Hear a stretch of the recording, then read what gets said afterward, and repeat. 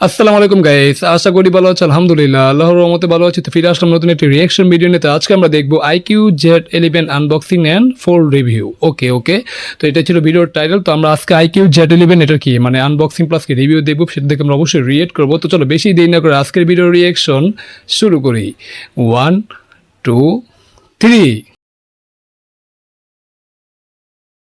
দেখুন, অবশেষে একটা ফোন আসলো যেখানে ব্যাটারি বড় আছে, কিন্তু তার জন্য ক্যামেরা একটাই দেওয়া হয়নি। 50 মেগাপিক্সেলের ভালো ক্যামেরা আছে, তার সাথে সাথে আলট্রা ওয়াইডও আছে। বেটার প্রসেসর অর্থাৎ 7 সিরিজের প্রসেসর দেওয়া হয়েছে বলে UFS 2.2 ধরিয়ে দেওয়া হয়নি। স্টোরেজ টাইপ UFS 3.1ই আছে। ওকে, এমন একটা ফোন অনেকদিন বাদে অবশেষে আমাদের হাতে এসেছে, যে ফোনটাতে ইদানিং কালের মতো চালাকি করা হয়নি। অর্থাৎ বুদ্ধি করে ফোনের এমন এমন জায়গা থেকে জিনিসপত্র সরিয়ে নেওয়া হবে, কস্ট কাটলমেন্ট করা হবে যে সাধারণ মানুষ ধরতেই পারবে না। সেটা এবার হয়নি। এবং সেটা কোন কোম্পানি করতে পারে? অবভিয়াসলি ইদানিং কালে যে কোম্পানিটা সত্যিকারের ভালো কাজ করছে, ভ্যালু ফর মানি ফোন আমাদের একাধিকবার দিয়েছে, সেই কোম্পানিটা IQ Z11। IQ Z11 এর ফোনটা অলরেডি আমার হাতে আছে। ফোনটা দেখতে এমনিতে ভালো তো লাগছেই। আজকালকার সেই মডার্ন ডিজাইন, Wow. ক্যামেরা আইল্যান্ডটা ফোনের ডিজাইনটা দেখো আসলে ইউনিক, ঠিক আছে। মানে ক্যামেরা আইল্যান্ডটা অবশ্যই আইফোন 17 প্রো মানে আইফোন 17 সিরিজ থেকেই নেওয়া অবশ্যই, বাট তারপর ক্যামেরা ডিজাইনটা আসলে সুন্দর। প্লাস কি একটা নোটিফিকেশন লাইট বা এলইডি লাইট বা কি বলে এটা,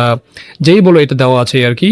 আর কালার টোনটা কি বেশ সুন্দর, ঠিক আছে, বেশ গর্জিয়াস লাগছে আর কি। তো যেটা একটা আসলে প্রিমিয়াম ফোন। তো চলো বিউটি প্লে করি। ক্যামেরা বারটা উপরে লম্বা করে দিয়ে দেওয়া হয়েছে। এই উপরের ক্যামেরা ডিজাইনটা না, এটাকে বলা হয় প্রিমিয়াম স্কাইলাইন ক্যামেরা ডিজাইন। ওকে, নাম শুনেই কেমন একটা মনে সম্ভ্রম চলে আসে। এটাতে কিন্তু একটা সুবিধা আছে, ফোনটা টেবিলের উপর রাখলে ওই ঠক ঠক করে নড়তে থাকে না, ফোনটা স্টেবল থাকে, ইউজ করা অনেক সুবিধাজনক হয়। এটা প্র্যাকটিক্যাল ডিজাইন, যার সাথে সাথে দেখতেও ভালো। এই প্র্যাকটিক্যালিটির কথাতেই মনে পড়লো, ফোনটা দেখুন, পাতলা ফোন এমনিতে 7.99। ওরে ভাই 7.99 মিলিমিটার থিকনেস, বুঝতে পারছো মানে কতটা পাতলা ফোন। আর ফোনটা দেখে মজা মানে দেখে বোঝা যাচ্ছে যে দুই দিকে কি কার্ভ, ঠিক আছে, কার্ভ করা মানে কোয়াড কার্ভ বলতে পারো এই আর কি। বাট যেটা দেখতে খুবই প্রিমিয়াম লাগছে। তো চলো বিউটি প্লে করি। এবং হালকাও, 199 গ্রাম মাত্র। ওকে, একদম পুরো হালকা। তেও ফোনটার দুদিকে, সামনে পেছনে দুদিকেই কার্ভ করে দেওয়া, যেটা বললাম। হাতে ধরতে রীতিমতো ভালো লাগছে, সুবিধাজনক লাগছে। এবং ফোনটা যথেষ্ট বড়। এই রকম গ্রিপ যদি ফোনে পাওয়া যায় এত বড় ফোনে, সেটা অবশ্যই একজন গ্রাহকের জন্য তো ভীষণই সুবিধাজনক। আমার হাতে যে কালারটা আছে এটা হচ্ছে crystal blue.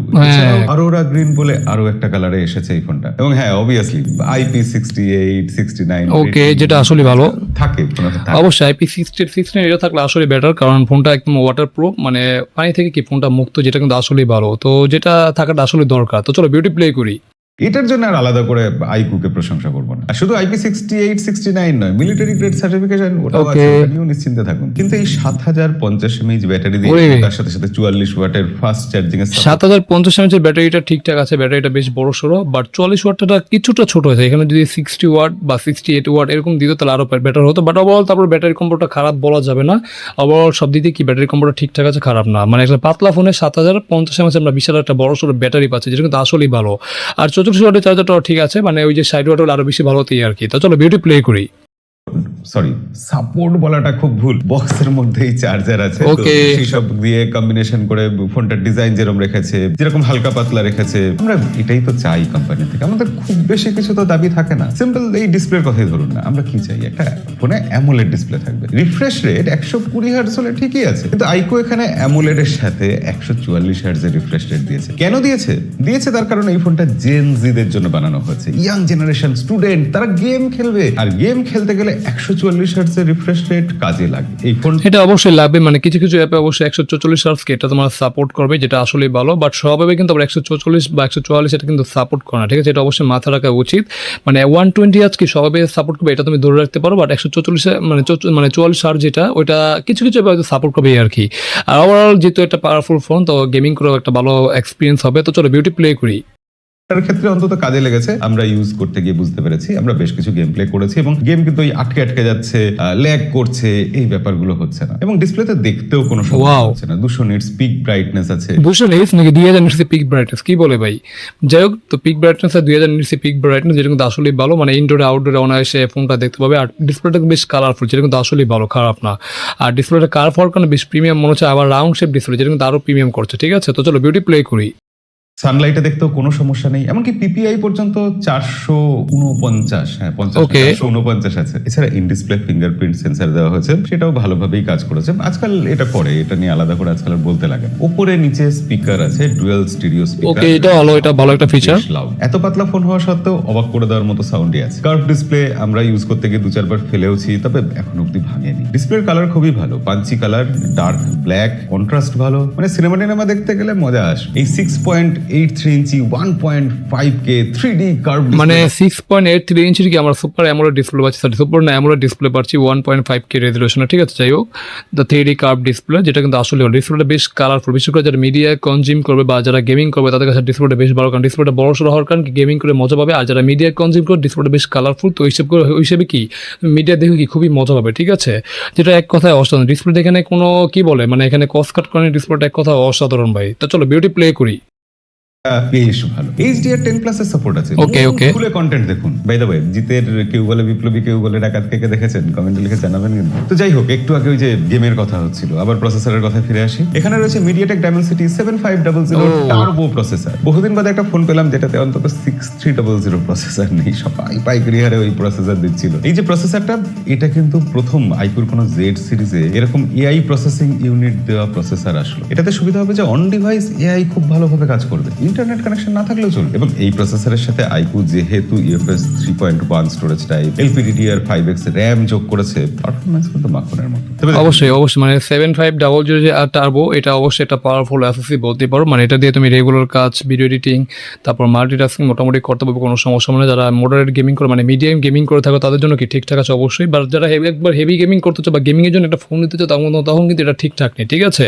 But overall PUBG, free fire, তারপর কল অফ ডিউটি বা COD যেই বলো বা জেনশন ইনফায়ার, ঠিক আছে, যেই গেমই বলো সব গেমই কি মোটামুটি কি খেলতে পারবে, ঠিক আছে, যেটা কিন্তু আসলেই ভালো। তো চলো বিউটি প্লে করি। এসব ক্ষেত্রে একটা ভয় তো থাকে যে ফোন গরম হবে, এত পাতলা ফোন করেছে, এত বড় ব্যাটারি আছে, কিন্তু এখানে আইকু যে ভিসি কুলিং চেম্বার দিয়েছে বেশ বড় সড়ো একটা সাইজের, সেটার জন্য ফোন ঠান্ডা থাকছে। ওকে, অ্যাডভান্সড ভেপার চেম্বার কুলিং রয়েছে, তার জন্য এই ফোনটা কোনোভাবে গরম হচ্ছে না, কোনো হিটিং ইস্যু নেই। যেহেতু এটা 6x হায়ার থার্মাল দিচ্ছে, অবভিয়াসলি ঠান্ডা থাকতেই হতো ফোনটাকে। তবে আইকুর ফোন স্টুডেন্টদের জন্য, তার মানে কি এটা শুধু সোশ্যাল মিডিয়া স্ক্রল করতে ব্যবহার হবে আর গেম খেলতে ব্যবহার হবে? ক্যামেরা চাই, ক্যামেরা ভালো লাগবে তো। শুরুতে যেটা বলেছিলাম, এখানে গোল একটা লাইট আছে, সেই ভিভোর রিং লাইটের মতো দেখতে জিনিসটা, এটা নোটিফিকেশন লাইট হিসেবেও কাজে লাগানো যায়। এই ফ্ল্যাশটা সত্যি কার্যকরী, আসলে এটা ফিল লাইট হিসেবে ইউজ করা যায় ফটোগ্রাফির সময়, যদি ক্যামেরাটা ভালো হয়। তো এখানে 50 মেগাপিক্সেলের সনি IMX882 সেন্সর রয়েছে, যে সেন্সরটা বহু পরীক্ষিত। বেশ কিছু ছবি আমরা তুলেছি, ডে লাইটে তুলেছি, পার্কে তুলেছি। না, ছবি কোয়ালিটি এটা তো পোর্ট্রেট ছবি মোটামুটি ভালোই, খারাপ না। পোর্ট্রেট ছবি ঠিক আছে, খারাপ না। বাট ওভারঅল ছবিগুলো কালারফুল, যেটা দেখতে খারাপ লাগছে না, যেটা আই থিঙ্ক বেশ ঘুরেই আর কি।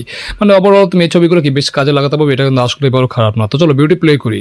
তুলেছি, ইনডোরে তুলেছি, নাইটে তুলেছি, এবং ছবির কোয়ালিটি ভালো এসেছে, অবশ্যই ভালো। ডিটেকশন দেখুন, ব্যাকগ্রাউন্ড ব্লার দেখুন, সব থেকে বড় কথা, ইম্পর্টেন্ট কথা যেটা, স্কিন কালার দেখুন। আইকুর ফোন মানে ওই ভিভোর কালার সাইন্স ইউজ করা হয়েছে, একদম সোশ্যাল মিডিয়ার জন্য রেডি ফটো উঠবে। এগুলো এক্সপেক্টেড ছিল, কিন্তু যেটা দেখে আমার ভালো লেগেছে, না ছবিতে ভালো ডিটেলস পাওয়া যাচ্ছে, এখানে ডিটেলস কিন্তু লস হচ্ছে না, যেটা কিন্তু আই থিঙ্ক বেশ গুড। মানে যারা বিশেষ করে ফটোগ্রাফির জন্য একটা ফোন নিতে চাও তারা এই ফোনটা দেখতে পারবে। আবার যারা পোর্ট্রেট লাভার তাদের জন্য কি ছবিগুলো ঠিকঠাক আছে। আর পোর্ট্রেট ছবি দেখে মনে হচ্ছে এটা অবশ্যই মানে ন্যাচারাল মনে হচ্ছে, আর্টিফিশিয়াল না, যেটা আই থিঙ্ক বেশ গুড। আর এখানে ডিটেলস কিন্তু লস হচ্ছে না, ঠিক আছে। আর ছবিগুলো কি বেশ কালারফুল, মানে সোশ্যাল মিডিয়ার রেট আপনি বলতেই পারো।